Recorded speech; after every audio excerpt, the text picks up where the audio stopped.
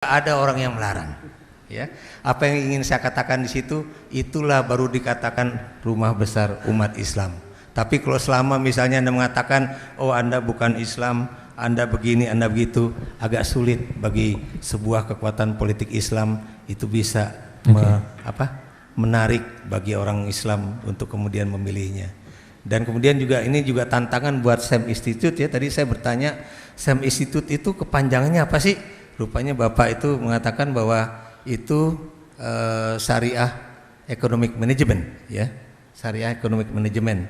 Pertanyaan saya, pernahkah SEM Institute itu mengkaji ya, lagi-lagi mengkaji berapa persen umat Islam yang menaruh uangnya atau yang kemudian boleh dikatakan menginvest uangnya di bank-bank syariah, bukan cuma di bank muamalat, tapi juga bank mandiri, bank BNI Mandiri, dan juga yang bank-bank asing yang kemudian ada label syariahnya, Standard Chartered Bank misalnya kan, kemudian juga Citibank dan sebagainya ya, yang sekarang udah menggunakan label syariah, dan juga berapa persen orang Arab ya, yang juga kemudian menaruh uangnya di bank syariah atau di bank Yahudi ya. Kenapa saya mengatakan demikian? Ini menarik ya. Kenapa demikian? Kalau mungkin Anda akan kaget bahwa tidak sedikit umat non-muslim Indonesia itu juga menginvestkan uangnya di bank syariah atau di lembaga-lembaga syariah. Saya tanya, kenapa Anda menaruh uang atau menginvestasikan uang Anda di lembaga-lembaga syariah? Jawaban mereka mungkin Anda akan kaget, karena kalau dilihat dari sisi kepercayaan, bank syariah atau apa itu, dia trennya itu adalah bahwa keuntungan dan kerugiannya itu tidak terlalu jomplang dibandingkan dengan bank-bank biasa. Dan itu yang buat saya itu. Jadi kalau Anda tanya bagaimana politik umat Islam saat ini, kita tahu Islam itu buat saya cuma eksis sampai 1955 aja.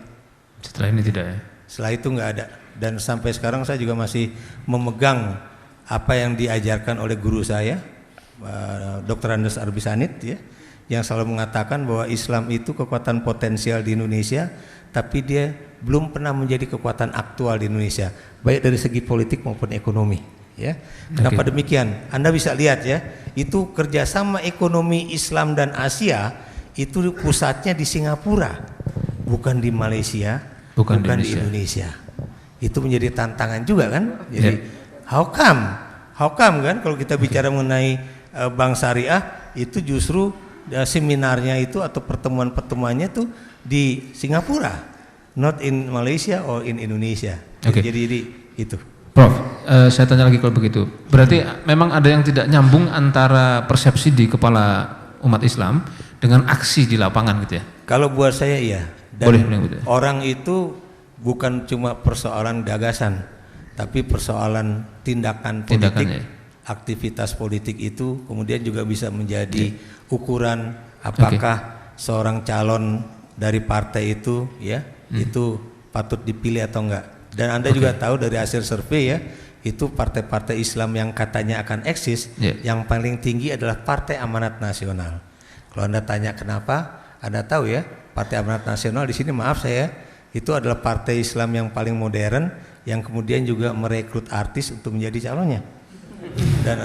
Dan itu adalah satu hal yang fenomena yang memang nyata ya, bahwa ketika Anda kemudian merekrut orang-orang yang tidak mendasarkan dirinya pada Islam dalam artian tadi baik itu khilafah ataupun syariat, itu kelihatannya justru lebih menarik ya. Satu lagi pertanyaan saya, Prof, kalau ada partai politik yang gagasan dan aksinya itu sejalan dengan syariat dan khilafah, apakah persepsi masyarakat tadi yang 72% itu akan akan mendapat tempat di partai politik itu? Itu yang harus ditanyakan kepada orang partai ya.